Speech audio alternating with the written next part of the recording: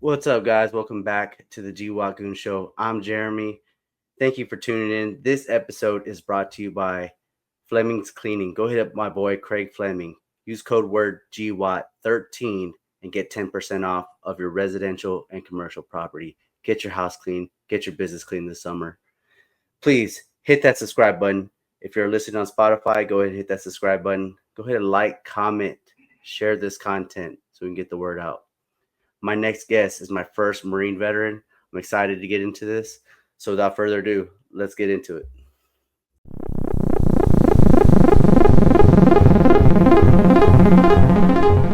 Jonathan Almeida. What's up, guys? How y'all doing? What's up, brother? How's your day going so far? Good, man. Did my workout this morning. Now just resting on the couch. That's good. So this is Jonathan Almeida. He's a 4-year Marine Corps veteran. He's had 2 tours in Iraq. He was 0311, which is infantry in the Marines. Yes, sir. Yep. And you're my first Marine Corps veteran guest, and I'm excited to have this conversation with you, man. Yeah, me too, man. Let's get into it. You're gonna have to explain a lot of things about the Marines because I don't really know anything. Like I actually Googled it when you told me that you were 0311, and but we'll get into that further as we go. So I kind of have a running theme on the podcast that every infantryman had the same upbringing. So if you don't mind, let's get into like your childhood a little bit. How was it? Man, my childhood, man, it was a decent childhood, man. My mom divorced my dad. My mom and my dad divorced at a young age. About probably was when I was like 5 or 6 years old. So my mom and I struggled early in my childhood years until she was able to get back on her feet and finally get back to college and get her a better job. And that's when we started, having a better life. My mom made sure I had everything, made sure I had the nice clothes. That way, kids these days, pick on you. Hey, man, you got some old clothes from like whatever, back in the ancient clothes, Yeah. So most of my, through my teen years, it was just my mom and I. Luckily, during my dad wasn't really in my life, so luckily in that time frame, I had uncles that were, that kind of took me under their wing and kind of showed me along the way how to do man things, kind of had that father figures, So I was very fortunate enough to kind of had, a couple military uncles, Yeah. One that was a Navy SEAL back in like Grenada and all the real SEALs. I call them the real SEALs. He was one of those, Vietnam veterans. Had an uncle that was an Air Force pilot. So, I think where I'm at today is, that's I kind of my childhood. I think it was kind of decent, man. Yeah. So what made you pick the Marine Corps? Because the 9/11 happened when you were probably like a freshman or in middle school. I was actually a sophomore in high school, and out of all the classes, I was an AP history class, and I remember the principal came over the intercom and said, "Hey, teachers, all turn your TVs all to channel this channel." And as soon as they did that, we all got to see the second plane going to the second tower. Right. And what was your reaction as a kid to that? Like, hey, is this my call to service, or was it just like this is some crazy terrorist crap? Shoot, actually, that being as a sophomore, you're 14 or 15 years old. I remember going home that day to my mom, and I said, "Hey, mom, we're gonna go to war." And she was like, "Nah, mijo, it's gonna be all right." This. I said, "Nah, it's gonna be go to war." So after 9/11 happened, dude, I was stuck to the news channels every day from when they finally sent troops into Afghanistan, and then so on and so forth to 2003 when the initial invasion of Iraq. Yeah. So what year did you graduate high school? 04. Okay. And you knew right away you were going to join the Marines, or did you try college, or did you try different branches? So during the time frame when I was in high school and watching the TV and stuff and watching the Marines do Operation Phantom Fury in Fallujah, I was like, man, I want to be those guys. I want to be the ones, fighting on the streets. I mean, I Yeah. was 2 years young. I was 2 years young. So if I would have been a little older, I probably would have got to join the Marine Corps and witness the better battles, that everybody wants to fight. Whether you're in the Army or the Marines, I think every grunt, as far as 11 Bravo or 0311 like us, what's the dream? To actually fight on a battle and actually fight the enemy one on one. That's what I wanted. So when I graduated in 2004, I didn't initially go straight into the Marine Corps. I started working at the prison TDCJ, which is Texas Department of Criminal Justice. Did that for about less than a year. One day I went to work and I told my lieutenant, I said, hey man, I'm gonna go home sick. I don't feel good. Well, I left work and went straight to the recruiter's office. Say, hey man, I want to join the Marine Corps. I want to be a grunt. Or I didn't know what grunt was at the time. I said, I want to be infantry. He was like, all right, man, let's take the ASVAB. So I took the practice ASVAB, took the real ASVAB maybe a couple days later. Yeah. Bam. In about 2 weeks, I was up in San Antonio at MEPS swearing in to join the Marine Corps.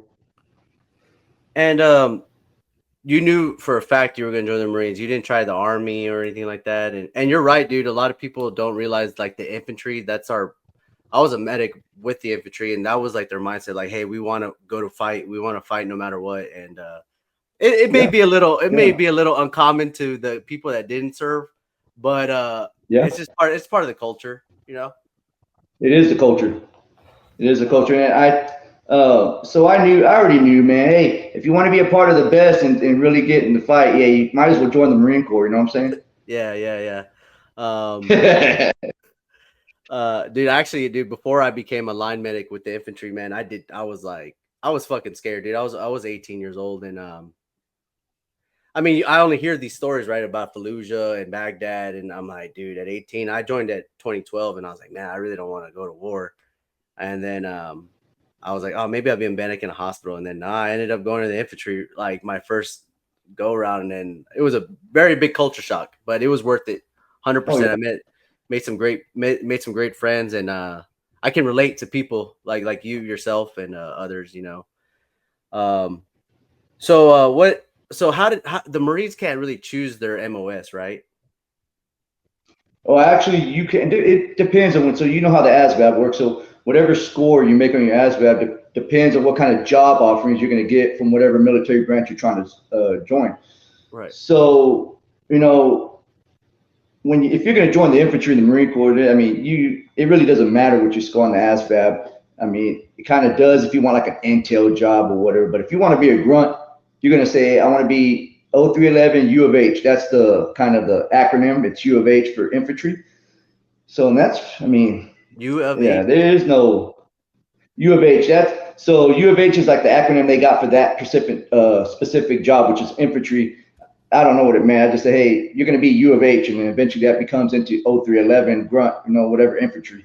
Oh, okay. So And are there like different like infantry MOSs? Because like in the Army, it's 11 oh Bravo, and you got 11 Charlie for mortar. So how does that work over there in the yeah, Marine? so your basic rifleman, which is us, is 0311. So those are your line grunts. Then you have like 0331, which is your heavy machine gunner. Uh-huh. 0341 is your mortarman. Then you got 0351, which is an assaultman, which is the guys that they put demo on the doors. They got the shotgun to blow off the hinges off the Yeah. doors to blast in. And then you have, I mean, your 0321s is your, correct me if I want to say 0321 scout sniper, 03 19 or something. It's like there's recon and so on and so forth, man. So Yeah. as long as it has that 03 in front of it, you're a part of that infantry broader recon spectrum. How are you at this time? Because like, you know, I know you want to be in the Marines, but how are you as a person? Like, were you like, hey, I'm very brazen, or hey, I'm very not rebellious per se, but like, hey, I'm out there, and like you're still staying fit. Like I've known you for this long, and you're still fit at this age. It's just like, how are you right now? Your Oh mindset? man, my mindset is, dude, I always stay combat ready. I mean, I'm going to be 40 years old, but to me, there's no excuse to maintain some type of physical fitness as we get older. So my Yeah. mindset is always still, I still, you know how I am. I'm a leader. I like to be. I don't like to. I like to lead from the front, man. So, and to me, if you can be a leader and actually people are gonna follow you and say, hey, man, I know this guy's gonna have my back no matter what. You know? Yeah. Yeah, for sure. I try to be the same way. I'm not as hardcore vocal as you, but you've seen me that I will tell somebody something though. Like, um, Yeah. what you call it? So you get to the Marines recruiter. How long until you ship out to basic training? So in that time frame, I could have went. I could have went to boot camp right away, but I was Okay. like, man, I told my recruiter, he was cool as shit. I was like, hey, Gunny, I want to kind of enjoy a couple months. You know, I just graduated, so I want to enjoy a couple months. You know, still chasing that tail. So I didn't go to boot camp. I didn't go to boot camp till oh man, March of 2005 Okay. And or four. Yeah, somewhere around there. how long is y'all's boot camp? It's pretty long, right? 3 months. 3 months. And where did you go? I know there's two major places, right? I'm a Hollywood Marine, man. I went to San Diego, MCRD, Marine Corps Recruit Depot. Yeah. San Diego's a nice place, So man. that's what they call us. Yeah, that's what they call us over there. And if you're on the West Coast, you're a Hollywood Marine, and then you got the East Coast Marines, but we ain't worried about them.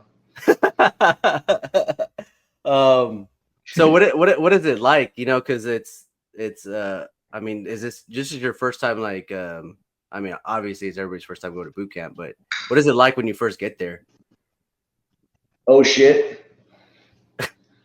Like, like, hey, I remember. Hey, I remember, man. I flew out of San Antonio, arrived in San Diego at the airport. Ah, man, it must have been late, like maybe 10 o'clock at night. So you go to the USO, and as you get to the USO, there's a drill instructor already there, and we're all sitting on the floor, Indian style, with our little folder, and Yeah, he's telling us to shut the hell up, don't say nothing, man. So once everybody gets there, all the recruits that are coming in, we take the bus ride to the recruit depot, and the whole time it's quiet, man. Like nobody's saying nothing. You got your head down because they tell us to put your head down, like kind of between your legs and shit. yeah. So you get to the recruit depot, and the another drill instructor comes on the bus, and he's like, "Hey, effing this and this and this and that," and I said, "Get off my bus." So you get on those yellow footsteps, and once you hit those yellow footsteps, man, you know that's where you're like who you were before is not who you're going to be after you come out of this place. Right. Do y'all have like an in processing week, like in the army? Like the first week you get there, that's where you get your uniforms, your ID card, uh, like Oh like yeah, your dog tags, your shots. Do you have like a week like that too? yeah. They kept so when you first get there, they keep us up for like 72 hours, bro. We're awake for 72 hours. Going here, going there, getting your uniforms, getting Yeah, the shots in your ass. You know how that feels. They line you up and just jab a bunch of shots into your butt. You can't yeah, sit on the toilet for like freaking a week. yeah. So we do that whole in processing, and then so what happens when you're waiting? They're waiting for I guess a platoon to graduate, and then whenever that platoon graduates, that's when you get picked up for the next cycle of recruits going through. Okay, that's a lot different than what we do. There's so many freaking people going through that, like they just continuously go. Um, how obviously like the drill instructors and like the same thing during the in processing week. It's kind of like they're just making your life miserable. And how are you adapting so far through the first week? Because like I understand what it's like to be up that long because you feel like you're not getting any sleep. You're probably getting like 45 minutes at night, and then you're getting up at 3 o'clock in Yeah. the morning. So like, Yep. how are you adapting to this? Like because you're a little bit. You're not. I'm not saying you're older, but you're a little bit. You already have some life skills. You were at TDCJ for a little bit, and you're probably already creeping up on 19 years old, right? Yeah, I was already creeping up on 19 years old, and I think, honestly, I think boot camp was a lot easier for me. Like you said, being around at 18, being around inmates that act like animals. I mean, you kind of have to grow up a little bit, because you're around all these, men that are, I mean, murderers, whatever, this and that. So I think boot camp at the beginning part, I mean, throughout the whole thing, it I guess it adapted easier, Yeah. because once you're in processing, man, those drill instructors are not your actual drill instructors. Yeah. But once you get to the platoon, once you get to the actual platoon, those are the ones we call them bulldogs. So you got your senior drill instructor, which is like your dad. He like or like your mom. He takes care of you, make sure, hey, you sick, want me to give you a hug, that type of dude. And then you got your bulldogs, which are like the assholes, man. They're like in your face 24/7 to almost up to the last maybe week or two, and then they let off. Yeah. What is the like how are the phases throughout the 3 months? You know what I'm saying? Like what is like the first couple weeks like? So the first couple weeks, you're going through basic how to do your uniforms. We're starting drill. None of us know how to drill. So if you watch us when we first get to a platoon and we try to drill, we look like a bunch of robots. You know, Right. because nobody knows how to move their hands or their feet. Yeah. So that's first phase, man. You're getting to know all the knowledge and history of the Marine Corps. Uh, you're going through obstacle courses, physical fitness tests. Pretty much, they're just starting to. What they did, they break you down to the bare minimum, and then they start building you back up. So by the third month, shit, you look like a totally different person, man.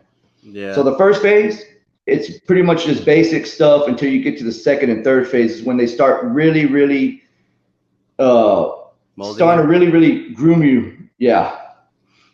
So like you're very like um so at the end you got does everybody go through that what is it called the crucible, right?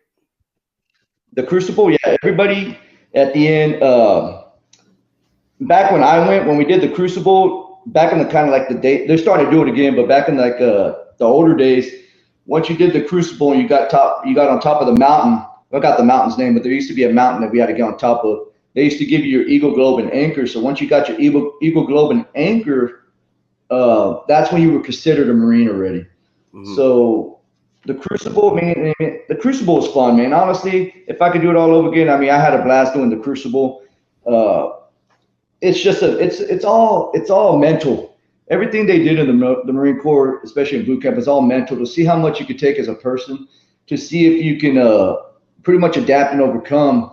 Especially being brand new uh, former Marine or brand new recruits trying to be Marines. It's testing your heart, testing your ability to push your physical fitness that you didn't know you had. Yeah, no, that I mean, and I said it in one of my episodes, like physical fitness in like the line. That's what I call it, the line, right? It's Hmm. very important because if you do hard PT or you do hard fields, right? When you go on the deployments or these hard trainings, it's nothing at this point, right? Like you're No. already used to it, right? Oh, yeah. So when you graduate boot camp, the infantry school, so because the everybody at the boot camp is not infantry, right? No, not it. So before you graduate, they kind of put you in a school circle and they'll tell you, hey, Private Almeida, you're 0311 infantry, and they'll tell each Marine's MOS that's in your platoon. So they'll name out a couple guys and say, hey, you're going to be uh, a radio operator or whatever, comms guy, or so on and so forth. Right. And how are they like? Where's your infantry school at? So once you graduate, man, once on graduation day, so you'll get to go home for 2 weeks. And then you'll come back and you'll report to Camp Pendleton. That's where the School of Infantry is at. There's one on the West Coast and there's also one on the East Coast. So we go back to School of Infantry, and um, basically when I got there, we had to wait a little bit because they were still had classes going through the School of Infantry. So our class was kind of delayed. Yeah. So I think we got into the School of Infantry probably. We started probably in July, and there you're learning everything, basic infantry skills from land navigation to weapons, from all your heavy machine guns down to your basic M16. So you're learning all that stuff. Demo, rockets from your AT4, your small, and then with all that, I mean, you're doing a lot of rucking, a lot of live fire scenarios. Yeah. So it's like the prequel to the actual getting to the fleet. Yeah. How is the school a little bit more chill? Because like obviously you went through boot camp, and everybody's gonna think of like Full Metal Jacket, right? So is it a little bit calmer? Is it a little bit calmer? Yeah, man. Luckily, when I went through the School of Infantry, a lot of our School of Infantry instructors, man, they were all war vets. I'm talking, invasion Marines from 2003, Fallujah Marines. So they were just that. I think we were very fortunate to be taught by some of the best that got to fight at the beginning of the war. Yeah, so they were chill. Everything was Yeah. chill. So they actually got you on the right mindset. Like, hey, when you get to we call it an army unit, but the fleet, right? They're like, hey, this is how it's gonna go. And I mean, for better lack of terms, like they're like, this is how the war is going right now, right? Yep, they pretty much tell you. I mean, I still remember his name, man. The main instructor, his name was Staff Sergeant Granados, man. Hardcore dude, man. He was just like probably the most. I mean, he wasn't a big guy, but he could run with a damn Mark 19 on his back, and should we be falling back? That's how this dude was squared away. So he told us, man, he was like, I'm not gonna sugarcoat a lot of this shit for y'all, man. Some of y'all, when y'all get to the fleet and y'all go to y'all's units and y'all going to Iraq, all of y'all here, y'all gonna eventually go to Iraq, and some of y'all ain't gonna come back. And that's the truth. That's it's the cold-hearted truth. A lot of us are gonna make it, and a lot of us are not gonna make it. No, that's 100% true. I got told the same thing. Like I didn't believe it though, because I thought I was gonna go to a hospital. But they're like, dude, every guy here that's active duty is gonna deploy, because we go with National Guardsmen and we go with reserves at the same time. And he was like, yeah, if you're active duty, you're probably gonna deploy. And I was like, fuck, man. In my head, I'm like, I just want to go to the hospital. But anyways, how when you get to the fleet, where is it at? Like, where's your unit at? All right, so this is where the good stuff starts. So, man, I got to the fleet. I want to say at the end of September of 2004. Okay. So we got to the fleet about September 2004, and I was stationed in 29 Palms, California. So we call it the Stumps. So got there in 2004. Before you go on, how do Go ahead, they brother. know? How do they know where you're going? Numbers in each unit. So if a unit has low numbers, Yeah. they're gonna spread the Marines out to where, especially if a unit's fixing to go to Iraq, and they're down 20 bodies, they're gonna send 20 bodies from that class. Okay, and that's where you get your orders from 29 Palms. Yeah, so we get our orders. A lot of us, so pretty much our big class. I want to say maybe half of us went to 29 Palms, and we all went to the same unit, which was a 3rd Light Armor Reconnaissance Unit, Right. known as the Wolfpack. So that was my unit when I first got to the fleet. Okay, and that is the name of the what?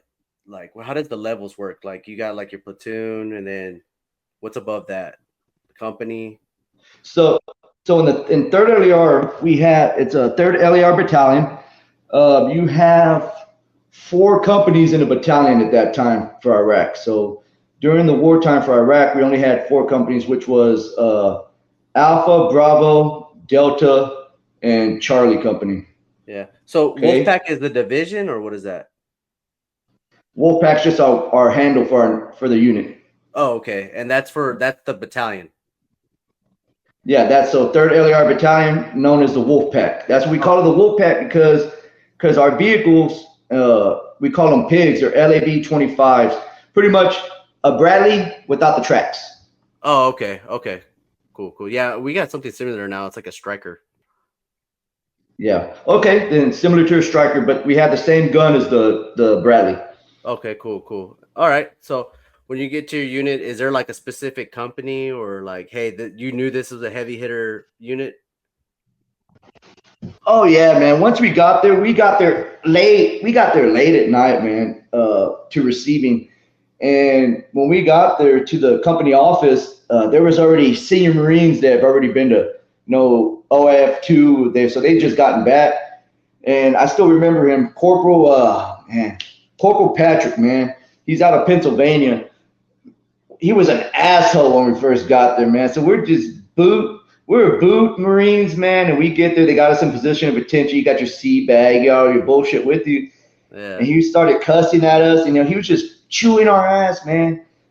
So he was like, "Hey, so all right, man, we're fixing to walk to the barracks." I'm like, "Fuck, we're thinking these barracks are like close by." Dude, he made us walk almost 2 miles to where our barracks are pretty much at the top of the base with our sea bags. It was, dude, that first night and that first week at the barracks were just freaking rough, bro. Rough. Yeah.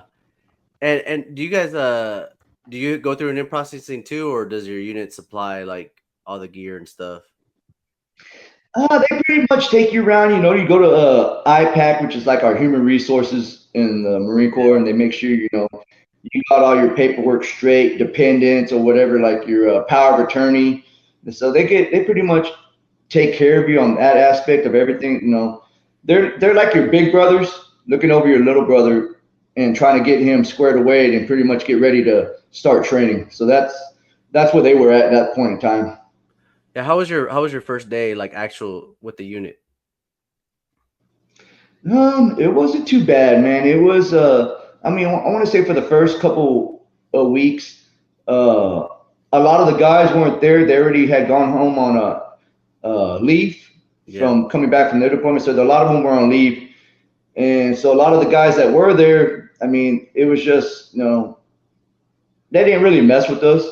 They kind of, let us have a little beer underage and shit here and there, Yeah. and pretty much told us, hey, when everybody gets back off of leave, yeah, it's game on. Y'all really gonna see we're gonna get y'all straight. Right. Did you know that you were up for a deployment or no? Yeah, we sure did. As soon as we got there in September, I mean, it was hit the ground. As soon as they got back from leave, it was hit the ground running to start training up for the next deployment, which would come in May of 2005, April or May 2005. Okay. And how is the like what is it like to be in the fleet? Like are you guys doing like squad level we call them squad level training exercises, and then you do like a platoon one, a company one, or how's like the fields and stuff like Yeah. that? See, we're very fortunate. Like us being stationed out in 29 Palms, man. Yeah. All the units, even from the straight legs infantry units to even our mechanized unit. I mean, we Yeah. have the best place our base is all live fire exercise. There is no like blanks and nothing like that. We shoot live fire range because we're out in the middle of the desert. So I Yeah, mean, yeah. from everything that we do out in the field is live fire. Do you guys have to go to like a huge training event for like a month to get like certified to go or no? Yeah, back I know it's when like we did it, officer it was level called. leadership, but like you know what I mean? Yeah, it's a whole battalion level. I Yeah. want to say it was called CAX. So yeah, it's a big battalion level training from how the higher officers know how to move the battalion on the battlefield, and then it slowly falls to the ranks of small level company, platoon, and then squad and teams. So to see if everybody can operate and be on the same sheet of music to get ready to go to Iraq. Yeah, so we do the same thing that the Army does. Yeah. Are you guys and I assume like your unit is PTing hard, like where you're getting in good shape to get to the field is easy and stuff like that, right?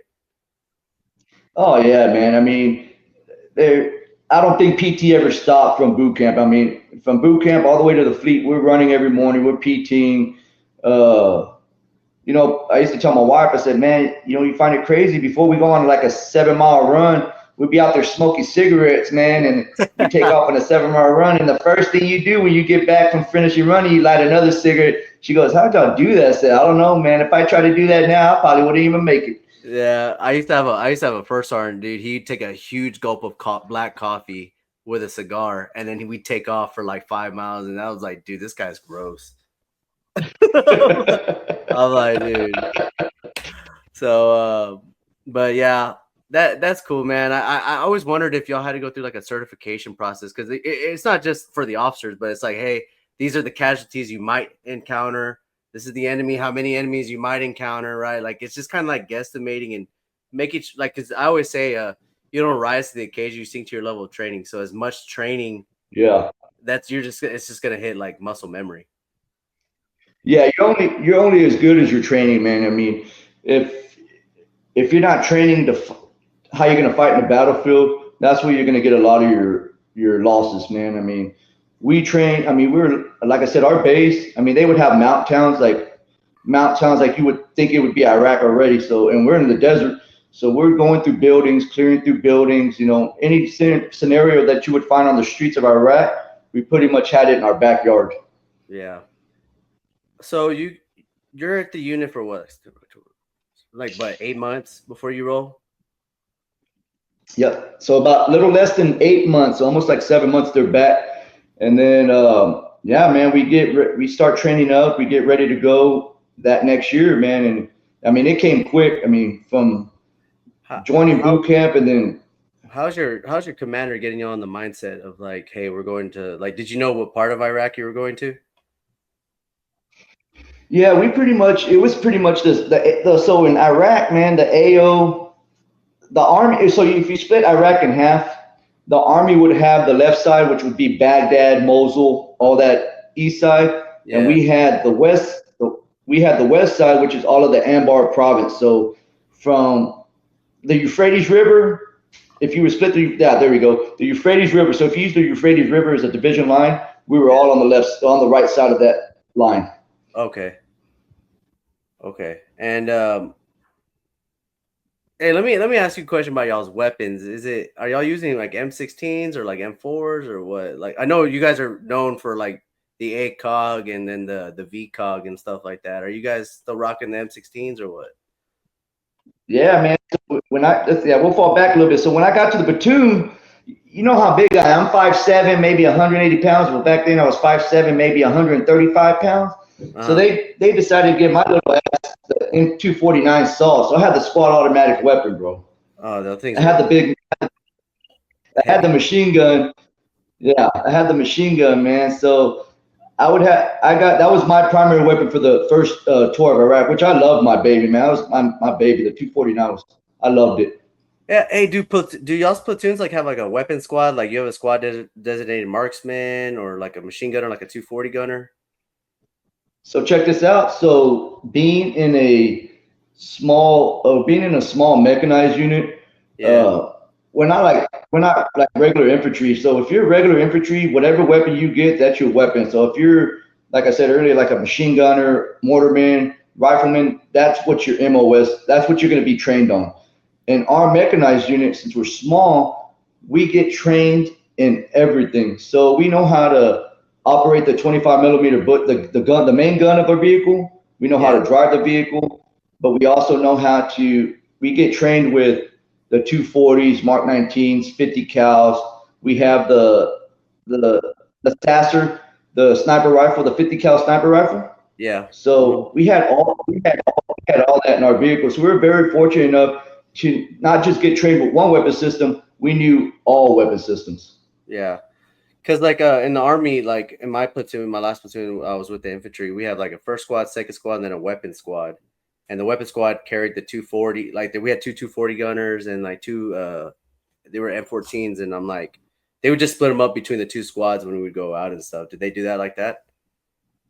They do that in the straight leg units. Oh, okay, okay. So like they would just do like everybody just got issued those weapons. Like, hey, you gotta rock this one today. Yeah, pretty Yeah, much. So I mean, luckily we didn't have to carry the 240 because it was on the vehicle. I mean, you could take it off the vehicle, yeah, but nah, we left it up there. We didn't. Nah, I'd rather leave it up there and just carry my 249, man. yeah. The like my friend said, he called it the pig because that motherfucker is heavy. Yeah, it's um, a heavy, man. So that's the difference, Jeremy. That's the difference between us as a small infantry mechanized unit and then the regular infantry units. And the regular infantry guys, they hated us on base because we got to ride around in our vehicles in the back and they had to walk everywhere. dude, there's so many people proud of that stuff too. They're like, nah, man, I'm gonna walk everywhere. I'm like, dude, come on. And it's fun and Forget all, it. but like, dude, come on, dude.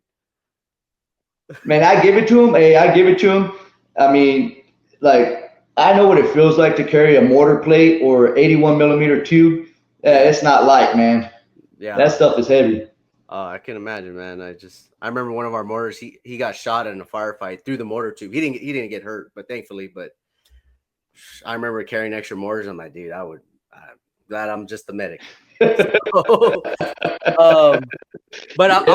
I want to highlight something here because I say this a lot, and if you look at like Marines and infantrymen nowadays, everybody wants to look pretty, right? So they want to get the cool gear, want the smallest rifle with the coolest stuff on it. And I'm like, dude, people were clearing houses back in the day with M16s, dude. Iron sights. Yeah, I'm like, you can get it done. It's all about the mindset of being that violent person. And that's where the goon comes from in my title. Is like they were hired hits, like heavy hitters, and I'm like, that's where it comes from. So Yeah, so that's where the goon. I was wondering where the goons came from. It makes yeah, sense. yeah. So I mean, the little history was like what they were hiring people during the prohibition, like heavy, like to incite violence. I feel like we were the same way. Like you were hired by the government to go do something. So, Yeah, um, so when it's you true. get to, do y'all go through Kuwait or anything like that or no? So when we deploy, man, we fly out of man, it's a Marine Corps base. So we fly out of there and we land. We go through. We fly out to Maine. We land in Maine. From Maine, we go to Yeah, Ireland. And seems when like we land in Ireland, man, yeah, when we go to Ireland, everybody gets off the plane and where's the first place they go? To the smoking area. So we're all crammed into this little like 20 by 20 box and everybody's trying to smoke a cigarette in there. And it's like everybody's getting like secondhand smoke and all kinds of crazy stuff. Look, it's pretty much smogged out. So, anyways, we land in Ireland. From Ireland, we land in Kuwait, man. Yeah, we land in Kuwait and stay there for about little less than a month. what are y'all being told while you're in Kuwait? Like, hey, you're waiting for the Marine unit that you're gonna switch out with, right? Some of them. Yeah, so we're waiting to take a C-130 to Al Assad, which is a Marine base in Al Anbar province. So we finally get our flight and we land in Al Anbar province or in Al Assad Air Base. And from there, we wait another week and then we get to our fob eventually. What is that vehicle called you guys were using? The LAV-25, L light A. armored vehicle. Oh, okay, LAV-25. All right. So are they anything different from like what they were in the we call it garrison, like in the on the main post and stuff like that? Is there anything different? Like they No, up armored more or anything? no, they're pretty much the same. They're whatever we train with and over there at the States is pretty much what we use in country. Okay, cool. Because I know like in the further war they started making armor different underneath because of the IED, and And that didn't happen. That won't come till my second tour is when they finally get up armored. oh, okay, cool. Um, so are you guys anticipating? Obviously, you want to go out there and fight because it's what infantrymen want to do. Yeah. How is your first patrol? Or are you guys going doing vehicle like presence patrols, or what are you guys doing? So I'll start from the beginning. So once we land in Al Assad, man, it's pretty much like a downtime. Everybody's anticipating what the deployment's going to bring. So while we're there on the air base, I mean, we're making sure we go eat good chow and stuff like that because eventually all that good state of the art chow halls are going to go away and we're going to be roughing it on the streets. So we stay there about a week and then we get our call to pack up and we're waiting for our CH-53 helicopter stallions. So we load up on that and they take us to Al Qaim. It's a small little town on the Euphrates on the Syrian border. Right. So that's our initial stop. Once we get into country, we get to Al Assad. Our initial fob was in Al Qaim, Iraq. And what is y'all's fob like? Is it like a company size, platoon size, or battalion size? It when we got there, man, the fob was like maybe one company size, maybe two at least, or yeah, two companies at least. It was a small fob, man.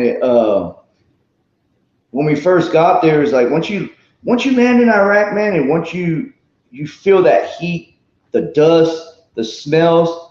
I mean, and then once you get to the towns, I mean, it's a totally different atmosphere, man. Like the smells change, the dynamics change. Everything's just, you're taking all that stuff in at once, man. And being a brand new Marine that's never experienced this, and being my first time in country, I was kind of like trying to adapt to it, man. Trying to figure out how everything's gonna work and play out. So once we get there, man,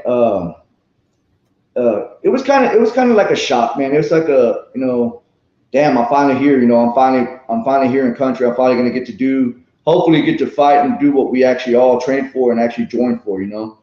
Yeah, 100%. A culture shock. There we go. That's the word I was looking for. Yeah, especially, dude. I mean, I was young too. I think you're still what, 19 at this time when you deploy over there. Yeah, So it's definitely a big culture shock from like. Well, you went from 29 Pops. I was in El Paso. It's like the states to there. Like the just the culture of their people is weird. yeah. The only thing that doesn't change is that I live in a desert and I go to a desert and I come back to a desert. That's the only thing that never changes. So y'all's first patrol mission. What is it? What are you guys doing? What is the mission y'all are being told? Like, is it hearts and minds, or is it like let the Iraqis take over? So once we land in Al Qaim, once we get to Al Qaim, the FOB Al Qaim, we were gonna start ripping with the unit that was there, but things changed over like 48 hours, man. So once we get to our FOB, they say, hey, we're probably gonna go to Fallujah. And granted, Fallujah is where OIF2 happened, Operation Phantom Fury. So everybody's like, hell yeah, man, let's go to Fallujah. So at first we thought it was rumors, man, and then it wasn't.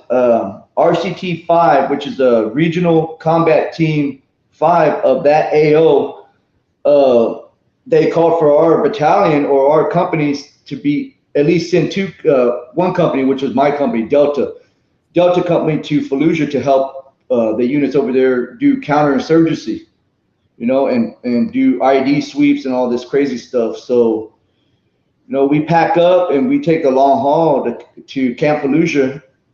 And, as we're going through the street, we actually get to drive through the city of Fallujah. And I can't tell you, man, seeing the buildings. And I remember watching the Marines fight in Fallujah on TV. I was popped up on my vehicle and I was looking around and looking at all the damage, all the chaos that you can almost feel like you were there when all the firefights were going on, the bombings, and it was kind of surreal. And it was like, man, I wish I could have been here a year before and actually get to do what these guys did. So, I mean, everybody's adrenaline's up, man. We're hyped. It's kind of crazy. People probably think we're crazy. Oh man, y'all are hyped to go fight. Hell yeah, man. That's what you joined for. You want to find these guys, the insurgents or whoever they are, and if they want to bring it to you, we're gonna kill them, man. Period. Yeah, that's the thing is like, obviously not everybody over there was bad, but the guys that were bad, like, dude, we're gonna take it to you, man. Like, and that's what I always say. America is like always gonna freaking take it to you, no matter what is. Obviously, like, a lot of us don't agree with what happened in the war, but I mean, when we're together with our boys, yeah, we're gonna bring it to you, dude. And that's all that matters, man. Like you just said right there, your brothers, man, your boys, your brothers. I mean, that's the only thing. I mean, that's all that matters right there. Yeah. So how long were y'all at that? Was it Al Qaim? So Al Qaim, we were only there for maybe less than a week, and then we move over to Camp Fallujah. So we get there, the officers go do their thing, and we're just making sure our vehicles are squared away. We're loading them up with water, ammo, MREs, because we don't get the luxury to living on base like all the other base jumpers do. So what we do is we live out of our vehicle, man. Everything we do, we live out of our vehicle. So, I mean, we were only at Camp Fallujah for maybe a week or two, and then we move out and we go to a small town, well, a medium-sized town outside Fallujah called Karma. Karme, Karma, Iraq. And this place, and with the intel that the officers are telling us, and that our captain is telling us, is that it's a hot area, it's a hot AO. There's an insurgent cell there that's been, killing innocent people, planting IEDs, blowing military vehicles up. So that was going to be our main objective. Our main objective was to go into Karma and either find the enemy, capture or kill them if they wanted to fight us, or pretty much just push them out. Show them that, hey man, we're not a unit to be messed with. I mean, you got a 25 millimeter cannon on it. I don't think they want to fight us one on one. Right. I mean, how are the fighters? These guys are not like guys that y'all fought in Afghanistan, man. These guys, I call them street thugs. They were just a bunch of wannabe gang members that had AK-47s and had access to stuff to make bomb materials and roadside bombs. I mean, they were ghosts, man. They're in regular civilian clothes like we're wearing right now. Take a couple pop shots, or they actually want to engage you for a little bit, and then they mold back into the populace, so you don't know who they are unless you actually kill one and you get to see them face to face. Then you really get to know, okay, so this is who we're fighting. Yeah. They're basically like luring y'all into like where the IEDs are at, right? Yeah, man. During this time frame of the war, so after all the the invasion, RF2, and then so now in 2005 and going on into 2006, and it's going to be a long story. I mean, everybody was getting hit, man, from the Army to the Marines. I mean, it was IED central all over Iraq, man.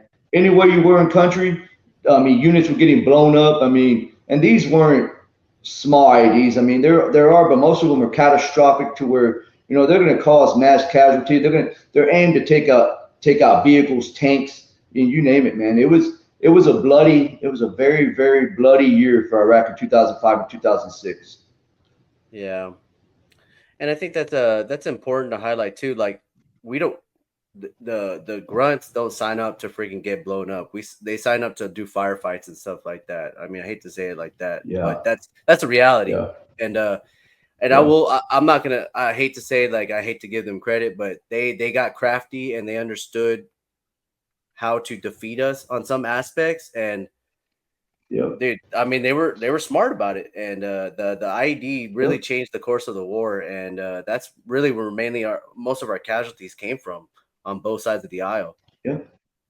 And both sides done that. And I give the insurgents credit, like you said. I mean, they couldn't beat us head on, so why not beat us the other way? And that was to lay bombs and lure us like a mousetrap. That's all they did.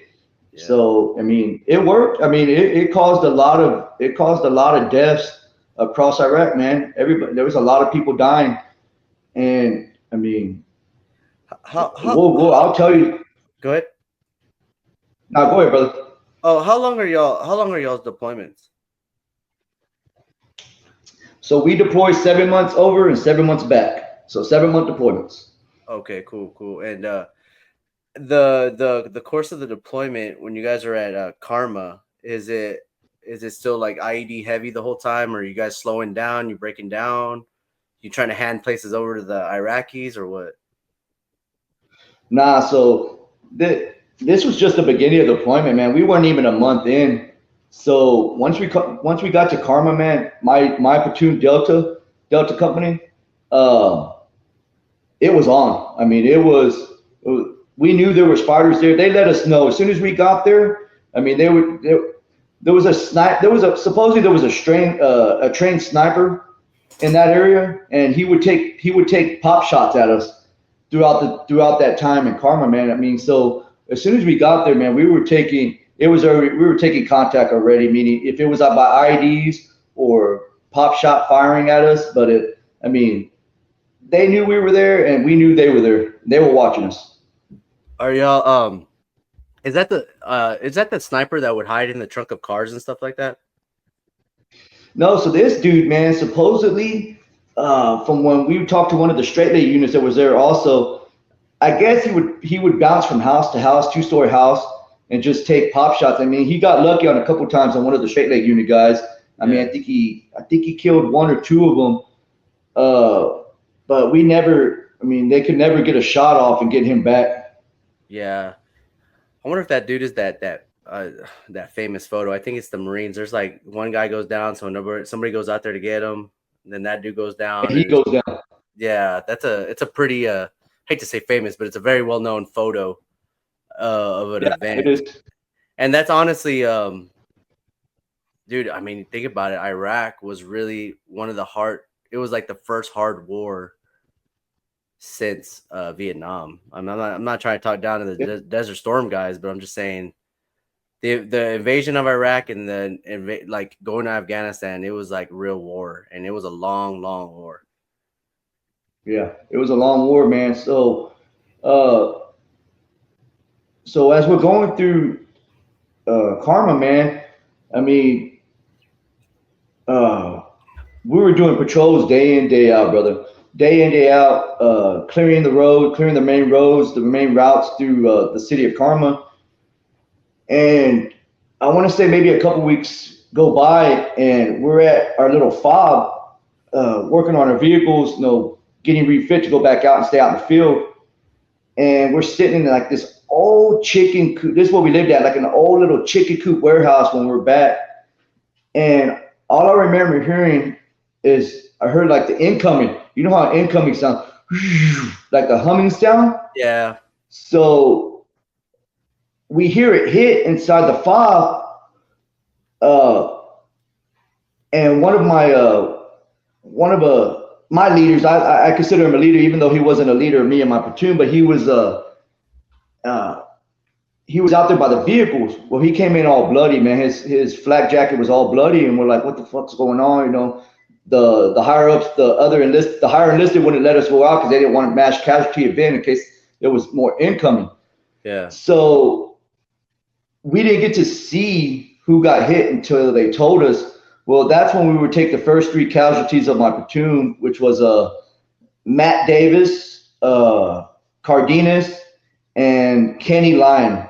They had taken an RPG round. They were working on our vehicles. 2 of them were mechanics, and one of them was a mortarman. They were working on our vehicles. I guess we had a flat or something anyways.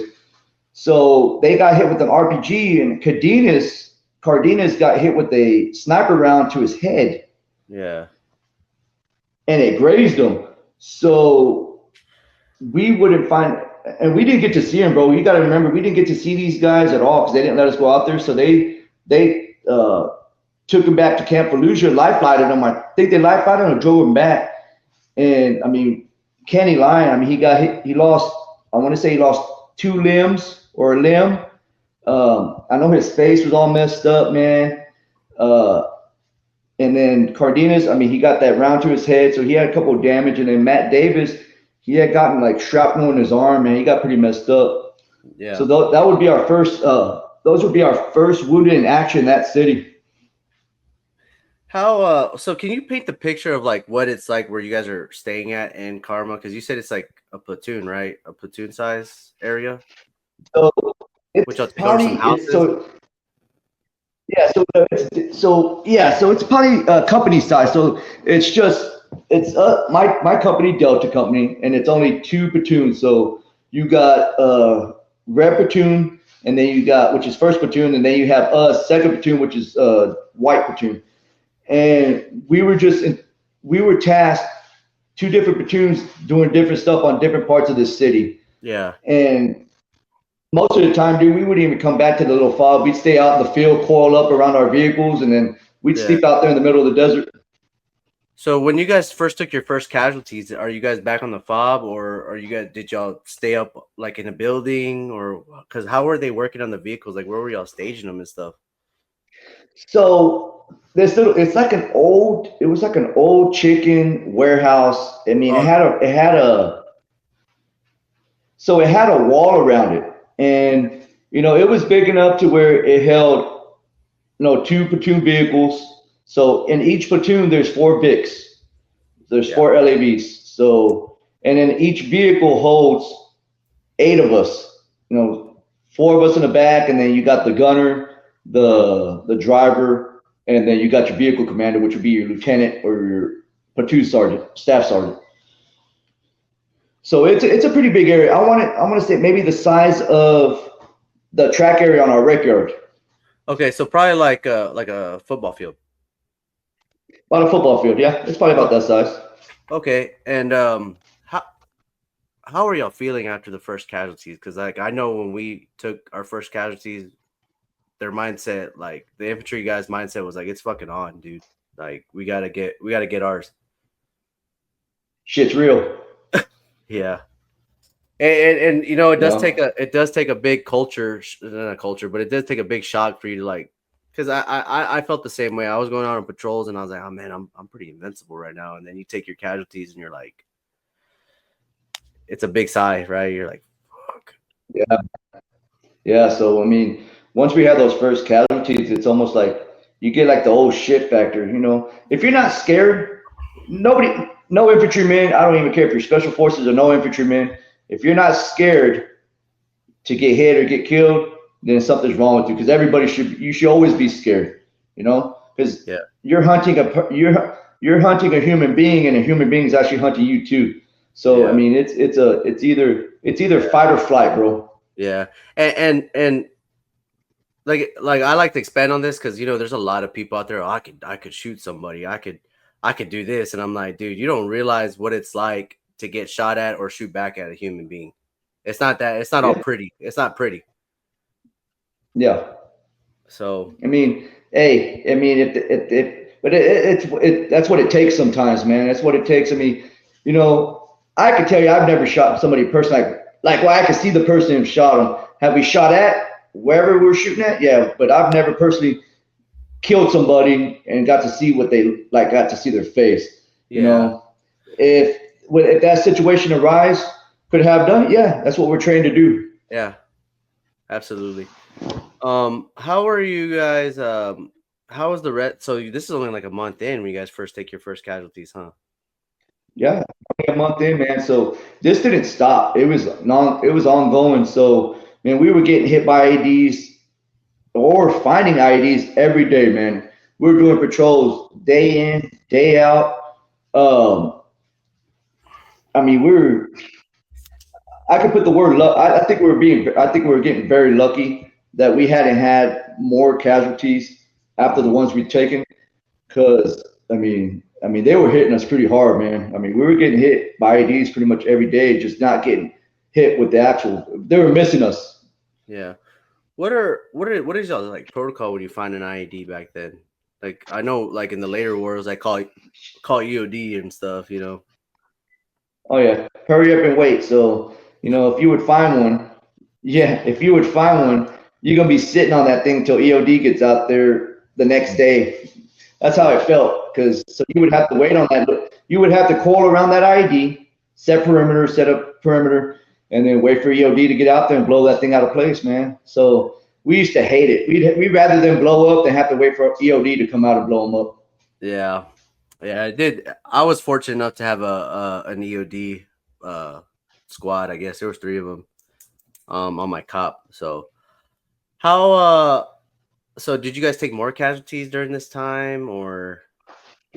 So, oh man, we were doing a not really, man. So we really started taking it to them. So we like I said, so every patrol was different, man. So I remember Yeah. we were on Route Bronze. That was the name of the road it was a big corridor road that led from, oh man, another city in Ambar, and it went straight to Fallujah. So it was a main corridor for the insurgents to use to transport their weapons and everything. And lay ID. So we're trying to interdict and catch them and either capture them or kill them. So we were doing a patrol one day, man, and there was a certain area. It was a stack of cinder blocks. They were probably about 3 or 4 feet high, stacked in a perfect square. And every day we did the patrol on that road, I was always paying attention to it, man. I even told my team leader, I was like, dude, that doesn't seem right. A random stack of cinder blocks in a field about 3 to 4 feet high. Mm-hmm. So the next day, we're patrolling. Our vehicles are in the middle, and we're on the sides of the roads walking. So the vehicles are in the middle of the road, and we're on the sides patrolling, probably about 15 to 20 meters apart, each one of us. You know, we're spread out. And all of a sudden, I hear, and an RPG passed right in front of my face, about a foot and a half. I could feel the heat from it, and it hits a berm on the other side of the road. So what they had done, they put a cylinder tube in this in this stack of cinder blocks, and put an RPG head inside of it and try to hit one of us with it. Oh, damn. Dude. Yeah, it was so close. Like I said, man, it was close enough to where I could feel the heat. I could feel the heat from the fan, and it hit the other side. I don't know if it was trying to hit me, or it was trying to hit the vehicle, which was right next to me too. So it could have been either or. Both of us would have got messed up. Yeah, crafty ass human beings, man.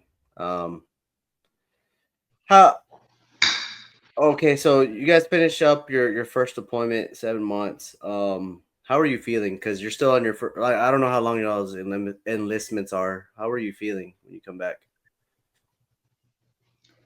Oh shit, man. I mean, you got to remember, we took a lot of my platoon in general, man. I mean, that was just a small tip. The main stuff that really hit us hard were in the last 2 months of July and August is when we really started taking our KI. We started getting hit hard, man. I mean, we had KIAs. I mean, multiple KIAs in back-to-back months, man. So it was, I think the feeling. Was it IEDs that were taking people out, or no? Nah. So at the very, I mean, like I said, that was only a month of action, man. Our action was spread out over the 7 months. I mean, we were all over the place of Iraq, man. Our company was so mobile, so they sent us everywhere. I mean, and once we got to the city of Rawa, that was our last AO that we were in charge of. Rawa, Iraq, RAWAH, Iraq. And we had taken over for 14 CAV, a striker unit, army unit. Yeah, I'm pretty sure. I think that was I'm not too sure where it was out of, but I mean, it sounds right, CAV. So we took over FOB Rawa from an army unit. So we took over for them. We did a rip with them. Cool ass guys, man. These CAV guys were cool shit. There's something about y'all in the army, man. Y'all get so much cool ammo. We didn't even know. We only get the basic ball. Y'all got some cool armor piercing, some incendiary rounds. We didn't even know we had shit like that. So when the army guys left, man, they gave us everything that they had, some cool ass shit. So we did a rip with them, and immediately, man, and they told us this town's no joke, man. They're getting hit with pressure plate IEDs that destroy vehicles, tanks, anything you name it, it will destroy that vehicle, man. So once we started doing patrols, we would take our first big hit in July. July of 2005 is when we took our first mass casualty hit, man. And it was at a tactical checkpoint, TCP. We called it TCP-3. It was one of the tactical checkpoints. I was on the other side of the bridge. So there's one TCP on one side, and then on the other side of the Euphrates, I was on that TCP, and I was in an overwatch position with my 249. Yeah. And I remember that day, man, to a T. It was gloomy. It was after a sandstorm. So you know how when a sandstorm rolls through, it's red, and at the end it's like rain and kind of cloudy. Okay, It was one of those days. So I was up there on my overwatch position, and I could see on the other side of on the other side of the bridge, at the other TCP, I could see one of my brothers from my platoon, and there's an 18-wheeler coming down towards the TCP. And I see him step out into the middle of the road and pick up his rifle and trying to get the vehicle to stop. Well, all I remember, man, is a huge explosion. All you remember is boom, and you could see the shockwave, and the shockwave came across the bridge, and you could feel it. Eventually, that 18-wheeler was filled with 800 pounds of explosive. It was a suicide bomber. Yeah. And a lot of my buddy, my brother, I saw a lot of people don't know. I saw what happened to him when he got blown. I mean, I saw him lift his rifle. Once he lifted his rifle, that insurgent blew himself up, and ultimately would take four of the guys. That TCP would collapse with the HESCO barriers and all that, the up armament they put on them. It would crush them all to death. It would crush them to death and suffocate them. Oh, damn, man. Yeah, I mean, it was pretty gruesome, man. They wouldn't let us respond to it because they didn't want it.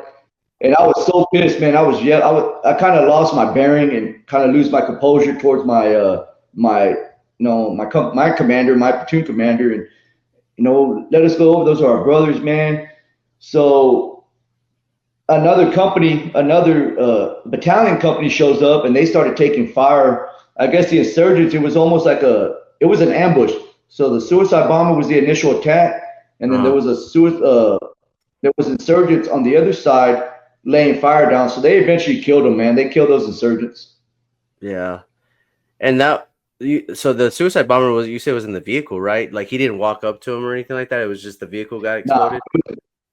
Dude, think of a propane tanker. Yeah. That's how big it was. It was a propane tanker truck. Oh, okay. And that's later to be known as a vehicle-borne IED. A vehicle-borne IED, yep. Yeah. And that was like the first time y'all seen something like that? That's the first time that, I mean, the IEDs that we were experiencing and the little firefights that we were getting, seeing something that big, it was a shell shocker, man. That was when we got hit like that, it kind of was like, man, that's when I started really questioning, man, I hope I make it back too, because we were getting hit. We were getting hit hard, man. Yeah. How many people did y'all lose as a battalion on that one event? So that was just my platoon. So those guys out of my platoon, 1, 2, 3, 4. It was 4 guys in that hit. Shit, yeah, that's a lot, man. And 4 guys and 2 survived. 2 of them survived. I'm telling you, man, it's the IED really did. Even like the suicide bombers, the vehicle-borne IEDs, it really did change the course of the war. And then you said you got hit again the following month, right? Yeah, man. So it was like a double whammy, man. So once you send off your brothers back home, you put them on the Blackhawks, and they take their bodies away and stuff, and you send them back to their parents. I mean, at that point in time, dude, now our platoon was short. So pretty much, if you wanted to consider us combat ineffective, we were already combat ineffective. So, we had our mechanics helping us out patrol and maintain, our presence in the city, man. So everybody started, you didn't have to be a grunt. As long as you know how to shoot a weapon, you could get into the fight, Yeah. So a couple weeks will pass, man, and we're doing patrols. We're still taking IED hits. We're still taking little pop shots here and there, little kinetic firefights. And in the beginning of August 20th, if I remember the date, it was August 20th, we got sent to go do a patrol on a route that eventually we would find out we weren't even supposed to be on. It was a black route. It hadn't been cleared yet by EOD. Yeah. So we're driving down this road. My vehicle's first. We're in front. So vehicle 1, then there's a vehicle behind me. And it comes over the radio, hey, we need to get off this route. It's a black route. Get off right now. So we get to the dirt. It goes from asphalt to dirt, and we pass the last 2-story house to our right, and we turn off and we go up a hill. This is where a lot of and I'll get back to the story. This is where a lot of my survivor's guilt came from, is this scenario right here. So we get off the road, we go up this hill, and I'm popped up and I'm looking back towards vehicle 3, which would be commanded by hell of a good leader of mine, Staff Sergeant Scott at the time. So they're going over the same tracks we are, bro. And all you see is all I remember is I'm watching it, and I see a big old fireball, boom. And granted, our vehicles weigh 17,000 tons. Okay. Yeah. This blast picked up our LAV, picked up their LAV, and moved it 5 feet to the right. 5 feet, bro, for a Yeah. 17-ton vehicle. Yeah, that's a big IED. We're talking about probably 400 to 500 pounds, maybe. So eventually we'll find out what's in it. So at this time when the blast goes off, what under our vehicle is the diesel tank or JP8. That's what we used in the vehicle. A Right. lot more flammable. So immediately, bro, the vehicle goes off in flames. It's on fire, and I'm yelling to my other team members, "Hey, the vehicle's on fire! The vehicle's on fire! Get out! Get out!" I stayed in the vehicle and I was shooting at because I know I saw somebody. There was that 2-story house that we last passed. I saw somebody up there with a fucking camera, man. So I started fucking shooting, and my gunner's like, "What are you shooting at?" I said, "There's somebody fucking up there, man. There's somebody up there." So everybody ran to the vehicle, and I'm out there shooting. Uh, that's when I see Corporal Galvez, one of our mechanics, man. He's completely engulfed in flames. Right. There's one thing I wish upon anybody to ever see is watch somebody that you're very close to burn to death, man. Yeah. So he jumped out of the scout. He jumped out of the scout hatch, and he's completely on fire, man. I mean, there is nothing that we can do to save his life, man. Yeah. To say he died, to say he didn't die in vain is an understatement. He died in vain, man. Because I remember hearing him scream, and he's on the ground crawling. He's like this, crawling like in the prone position, and all of a sudden he just freezes. And the way he freezes is the way we put him in a body bag, man. Yeah. And I mean, a lot of them are on fire. I mean, out of that vehicle, one, two, three, four, three, one, two, three. I think 4 guys burned to death. My staff sergeant, he was 100% burned across his body. The driver, um, I mean, and then Gallegos, another, he was a scout, infantry scout. He was another saw gunner, anyways.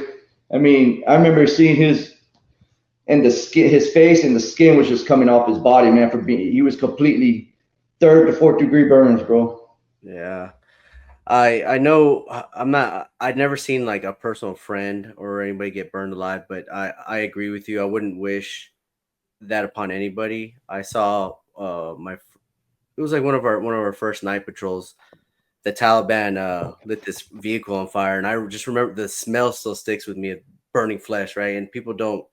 It's 10 times worse when you know the person. So I can't imagine what you're going through right now. It's like I could just smell it and remember the imaging, and like when you get to see something like that, it's super traumatic, man. And You know, I, I've never told that. I've never, even my wife and my mom don't even know that story, man. I'm getting the chills right now yeah, I yeah, to experience.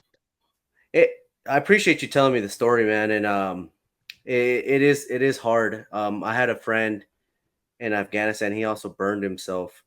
Dude, stupid military stuff, dude. Like they were making him burn JP8, dude, and he caught on fire and he burned. Like I can just imagine what you guys are going through. Like one, you're already down, you're short on the platoon.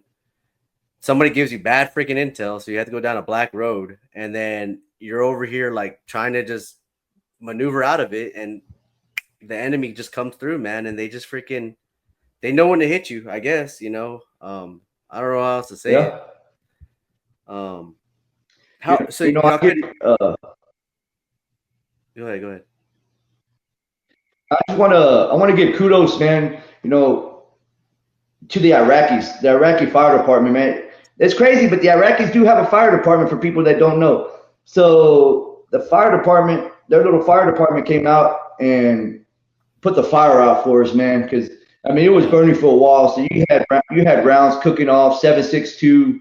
I mean, you had the 25 millimeters cooking off. So they actually hurried up and they put the fire out, man. And eventually we would have to, myself and my other brother, Myron Rivera, out of Chicago, Ruben Rivera out of Chicago, we'd be the ones to load the bodies into the body bag. yeah. I mean, it's like we said earlier. Not all of them are bad, but the ones that are bad, it's like really bad. And Yeah. That's good though, man. They came through with that stuff because I don't know what the protocol would be if you just see a burning vehicle on fire. I don't know if y'all had like extinguishers in the vehicles. I don't think that's gonna be enough. You'd have to wait for it to burn out. Yeah. And then, so what is the protocol when you're trying to evacuate the KIA? And because like it's So I mean myself and my squad leader Sergeant Haber out of Los Angeles, man. We maintain because you don't want to get sucked into at the end of the when something like that happens, you don't want to get everybody to get sucked into that scenario because who's paying attention to the outer perimeter, who's paying attention to, you don't want to get ambushed. So I try to maintain that security. And then my sergeant and I, we kind of did that. And once everything calmed down, I mean, the responses, I mean, we medevac them. We got them on the logs. We call the other vehicle logs. We got them to get taken back to Rawa so they can get flown out and get to their next care especially the yeah, ones that were burned and still alive. yeah. What is y'all have a corpsman or no? Yeah, man, I love and that vehicle that was our corpsman was in that vehicle. He burned to death. Oh man, that's sad. Yeah, Um, yeah. In the Marine Corps, we have Navy corpsmen. do you guys did y'all go through like training with him? Like, did he pre-deploy training? Like, hey, this is what we'll do just in case, or no? He trains just like us. Oh, so but did he train y'all on medical procedures? Oh yeah, man. I mean, we're trained enough to know how we can save ourselves and save your brothers next to you if you have to. Okay, cool. And what is y'all's company's or your battalion's response? Because you guys taking two hard hits back to back in months, and it's like you guys are way depleted at this point. So what is the response of the battalion? Keep patrolling. And are they sending y'all anybody, or is just like, hey, this is all you got? We pick up a couple. We pick up just volunteers out of our company that want to help out, but at the end, man, I think we were just so our minds were so.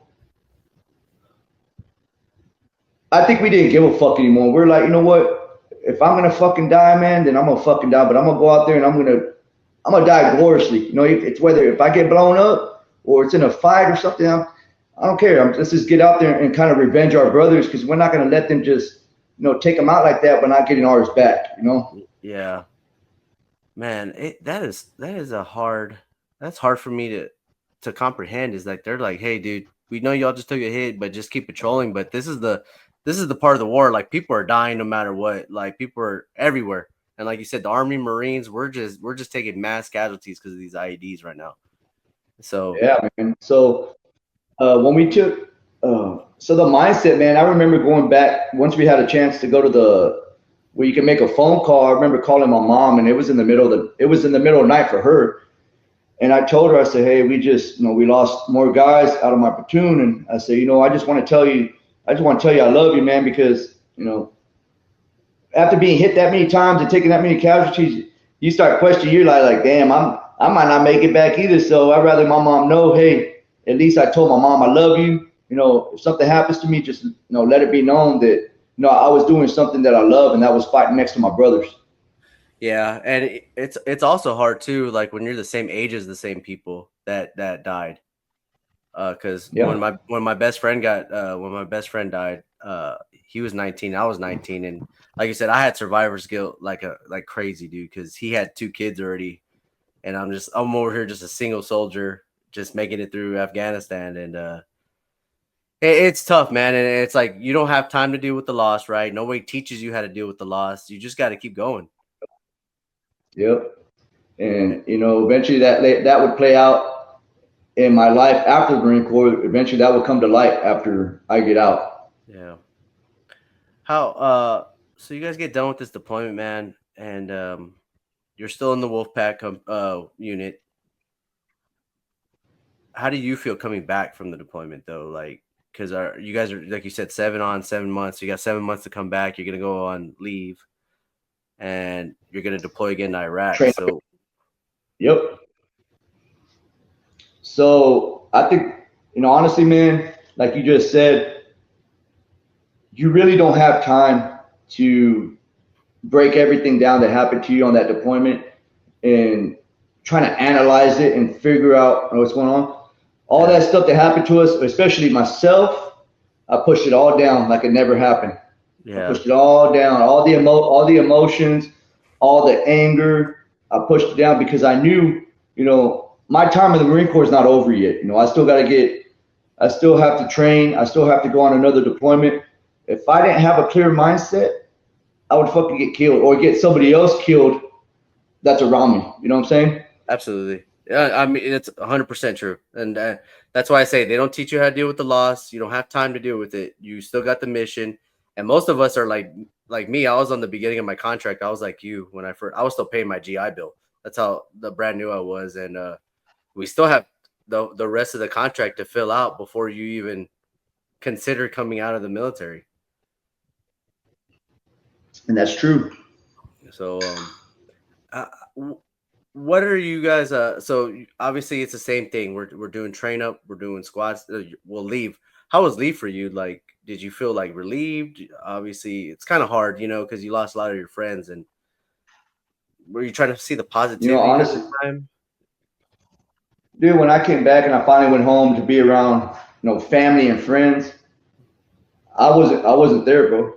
I mean, I was there, but I wasn't there. You know what I'm saying? Right. Uh,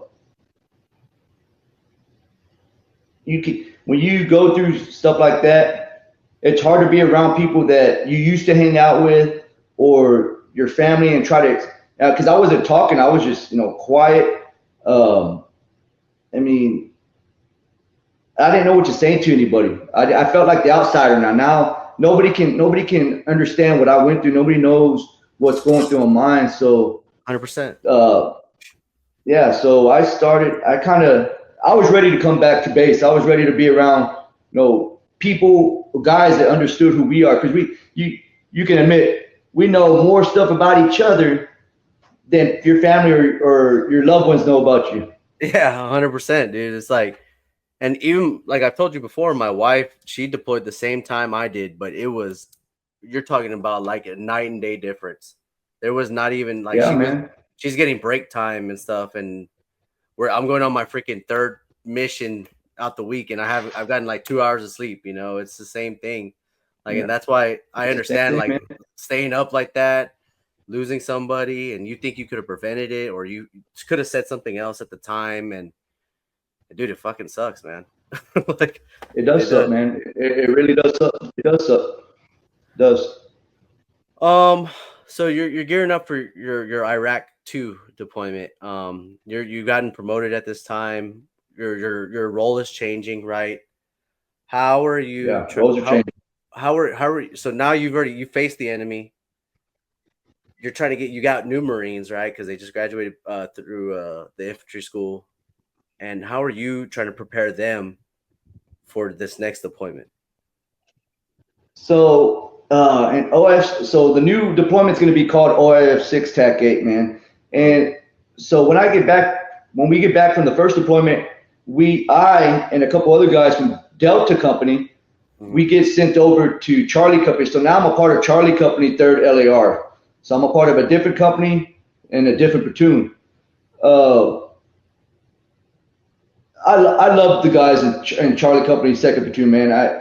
When I deployed with them, I mean, I think there was only 5 of us that had true combat experience in Iraq, and the rest were just green, never been. Uh, that deployment, Jeremy, it was like, and this was going to be a short one. So when I deployed to Iraq the second time with Charlie Company 2nd platoon, it was like Iraq, everything stopped. Like there was no fighting, there was no IEDs. I mean, it was almost like the insurgents got tired of fighting us already. They were moving on to different things that they wanted to do. So that deployment, man, I had a hard time with that deployment because Yeah. I did a lot more thinking. I did a lot more thinking than fighting. So that's when I started to, I guess, that's when I really started to finally, I guess, eventually have, I don't know, anger Process. problems and stuff. Cause processing. So now I'm starting to process all the shit that I went through the past deployment So now I'm having a hard time the second deployment. And luckily, man, I had a badass staff sergeant, man, Staff Sergeant Farmer. He was hard on me, you know, especially being I was a senior Marine. I mean, corporal. I mean, he was hard on me, and he actually like kind of apologized and regretted for being hard. I said, man, you know, forget that. We're Marines, man. I said, if you weren't hard on me that deployment, I don't think my mind would have been right, you know. But he kept on my ass, and you know, so that deployment, man, it was a boring deployment to me, man, because you go from getting blown up to little firefights here and there to everything just stopping. I was bored. Yeah, and that's probably the worst part, right? Because you go from you're rocking and rolling, and you kind of want to go back. I'm not saying revenge, but you kind of want to like do something for your brothers, right? We're going back. We're gonna hit hard. And then now you're coming back, and it's just like you're just sitting around, probably just pulling guard, right? No, this deployment, our battalion will get tasked with clearing a wadi system the size of the Grand Canyon. That's what we did the whole deployment. Yeah. So can you tell everybody what a wadi is? Not everybody has been over there. So a wadi is like think of the Grand Canyon, but like a desert, it's smaller, it's a Grand Canyon, like a big, like an oasis? Just a big ditch. Yeah. No, it's just a big ditch of dirt and little caves. Well, why were y'all clearing it? I guess they wanted us to find weapons and insurgents in the middle of the desert. You talking about the weapons of mass destruction? Or something. There's one thing we did find a lot of is goat shit. Yeah. Dude. Damn. So you guys yeah, man. You're doing another 7 month. Yeah, so that was another 7-month deployment, man. I mean, it had its ups and downs. I questioned a lot if I wanted to keep serving in the Marine Corps. Eventually, that would make my decision. One, because I am the only child. I'm the only son. I'm the only kid my mom has. Yeah. So I mean, do the 7-month deployment, come back, and then I was already in the mode of, you know, I'm gonna get out, go ahead and decide to get out of the Marine Corps. What was it? The main factor that you were the only child? Yeah, man. Because honestly, I wanted to fight y'all's war. Honestly, if Afghanistan should have been the war that everybody fought. You know, them guys that y'all were fighting, they actually want to kill you. You know, they actually know how to flank you and fight you and do kinetic ambushes and stuff like that. We were fighting ghosts. We were fighting thugs. So, you know, I had told my mom, I said, look, I wanted to re-enlistment. Re-enlistment back then was 90 grand to re-enlist and stay with my unit. Right. So it was either re-enlist and stay alive and get 90 grand in my bank account, or go ahead and get out because I don't want my mom to have to, you know, have somebody come to her house and be notified that your son died, and then she has nobody left, you know? Mm-hmm. So eventually that would seal the deal for me to go ahead and get out of the Marine Corps, man. How are you like feeling when you made this decision? Obviously you want to keep fighting the enemy, and it's just like, is it a hard pill to swallow? Like, you feel like you're making the right decision? I think a lot of that decision, a lot of mental, I would go through a lot of fighting with that issue once I got out. And when you get out, you come back. I'm not gonna say where you live, but you come back to Texas, and how are you trying to process this? Because now you get to process the first deployment too, even more, you know? So I get out in May. I get out in May of 2009, man. So I did my time in the Marine Corps, you know, did my 2 tours, experienced what, you know, out of the whole battalion on my first deployment, we were the only platoon that saw the most combat out of everybody else that went. So when I get out in May 2009, I get home, man. I'm still working out, and that would only last for a little bit. I'm working out. I'm having fun. I started working at the prison again a couple months after that, but now I know, and that I'm starting to have anger issues. Like I'm starting to have anger issues. I'm starting to drink a lot. I have my mom telling me something's wrong with you. You have a problem. Da da da da da. Saying bullshit, and I tell her I don't want to hear. You know how we are, man. When you experience, people don't understand who you are once you've been through the shit. They don't know who you are as a person. My mom's having a hard time understanding that kid I was at 19 years old. Yeah. That I died in Iraq. That kid died in Iraq. I'm a totally different person I am these days. Yeah, that's a good way to put it too. Because I was 19, I came back at 20, and I made a lot of mistakes. I got married at a really young age, my first marriage, and it was hard because, like you said, nobody understands. You can't really talk to them about it because it's like so horrible, right? The things that we experience over there, it's just so, for lack of better terms, brutal. And honestly, human beings shouldn't really be going through that stuff, especially modern day human beings. We're not fucking gladiators in freaking Rome. Like Yeah. it's and I don't know about the Marines, but the Army, they don't really teach you how to come back. Shit, they don't do it for us either in the Marine Corps, man. I mean, it's go in there, fight, thank you, and thank you for your service once you get out. And barely thank you for your service. Like, you might get a decent award, and then the generals that don't see anything are getting the best awards. And it's just Yeah. I told my friend the other day, I kind of compares to like Vietnam vets, especially now because people get to expose what the war was like, and you're like, man, what was it for? Yeah. And Yeah. it's a lot. You suffer loss, and you're just like, man, for what? For what reasoning? And then you lose brothers on the way at home too because they can't deal with whatever's happened, and I don't know about how it's been for you, but until I started this show, dude, I wasn't. I'll speak for myself. I wasn't really checking on anybody, but nobody was checking on me either. You got your own life to live. Yeah, man. Yeah, you got your own life to live, man. And so as I'm going through my years of being out of the Marine Corps, man, I was slowly the war. This is what I like to tell guys that actually served in combat, man.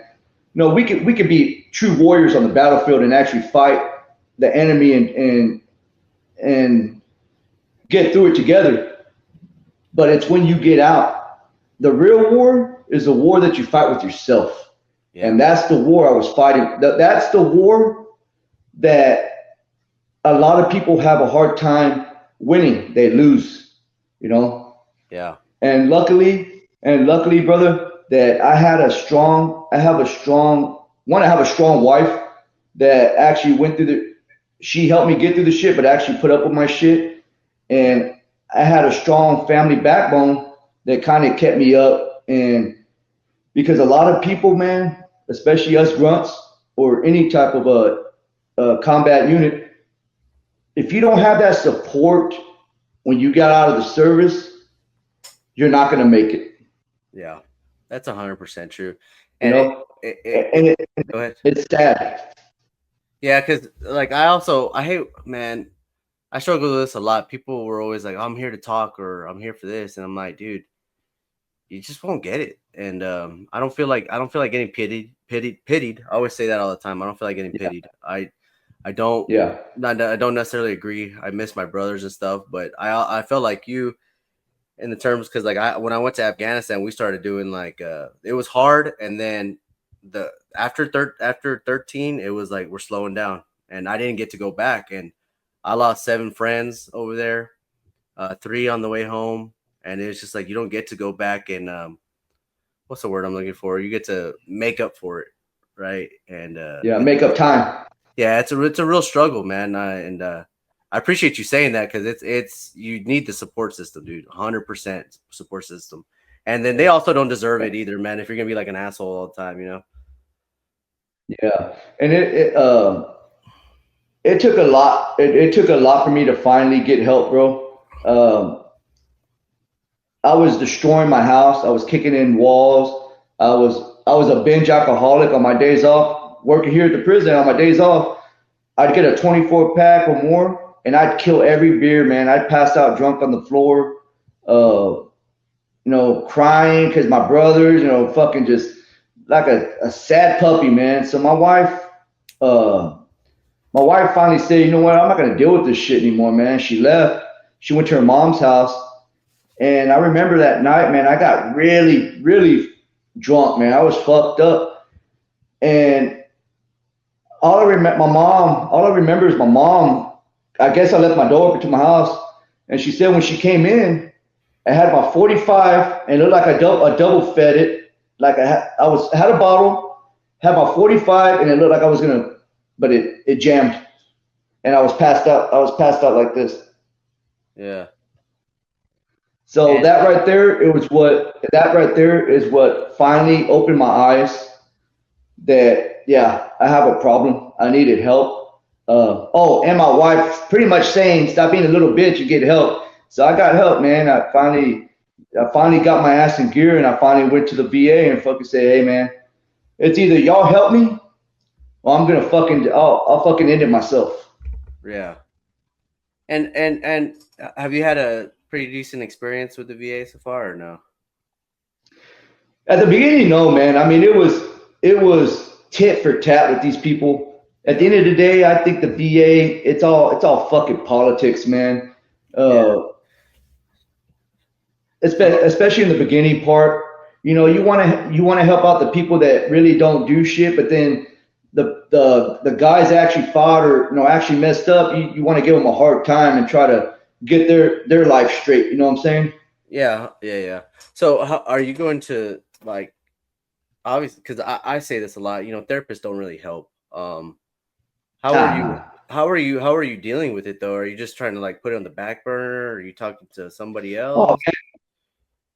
these days, brother, I'm good, man. Since 2015, since actually 2014, 2015 is when I finally snapped out of it, man. I finally got over all my guilt for what I went through, all the loss, questioning why wasn't I the one that got killed that day? You know, watching your brothers die, looking at their bodies. Um, I finally made peace with that, man. I made peace with that. Like I said, in 2014, one of the psychologists, man, that I went to, he was like, "Hey, dude," he goes, "I want you to write everything that you've been through, and once you're done, I want you to read it to the closest people in your life." I was like, "All right, man. So I'll give it a try. I don't mind. I used to like writing in high school, so I started writing, man. I was writing and writing and writing. I pretty much could have wrote a damn book if I really wanted to. Mm-hmm. And so I sat my wife down. I set my mom down. I said, no, I was reading them this whole 10-page thing that I wrote. And once I read that, Jeremy, everything left my body. I was at peace. It Yeah. was weird.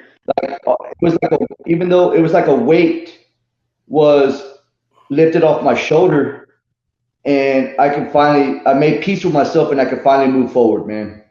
Yeah. So I like to tell people that are out there, man, because I've already lost four brothers to suicide.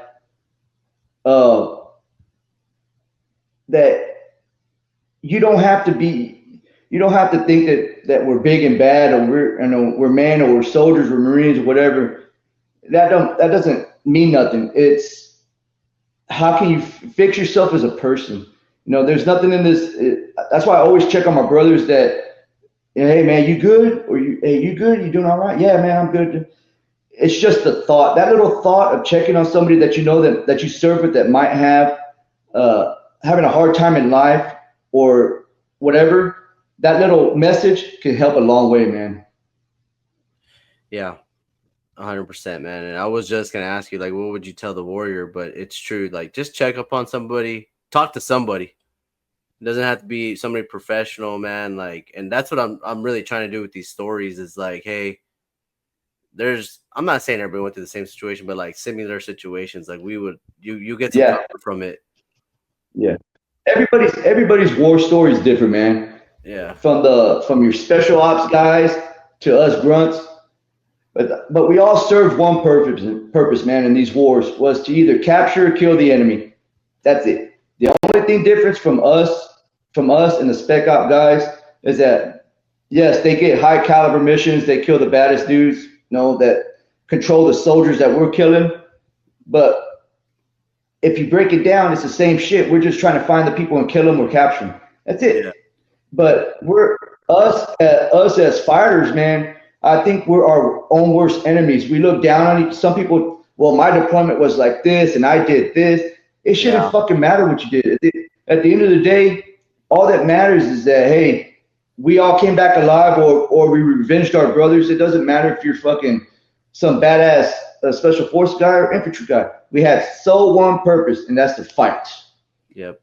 And one of my friends said that in the podcast, like it was like 4 of them ago. He said it's the same enemy we're fighting, dude. It's the same guy killing y'all, killing the special forces guys that is killing us, And but you're right, dude. I mean, like I said, our own worst enemy, man. Us war fighters or combat fighters in any spectrum.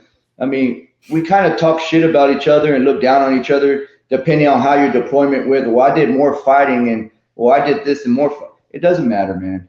Just at the end of the day, we all wear this. We all wear the same. I mean, we wear different uniforms, but we all have the same purpose, bro. Yeah, we're Americans and we're here to destroy the enemy no matter what. And like you said, dude, I know that like on the inside, like we give each other crap and everything like that. But dude, we're a war fighter and we're here for each other, dude. And that's about it, man. I mean, I appreciate this story, dude. And you really do. You really hit the nail on the head. People do try to size each other up, but it doesn't even matter anymore, dude. It doesn't. No. Because look what happened with these wars. I mean, with Iraq and Afghanistan. I mean, all the brothers, sisters, or whoever. I mean, all that loss of life for 2 wars.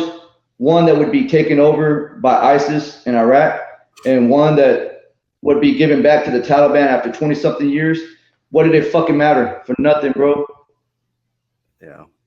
For nothing. But at the end of the day, man, I met true brothers that I love. And the only people that get us is each other.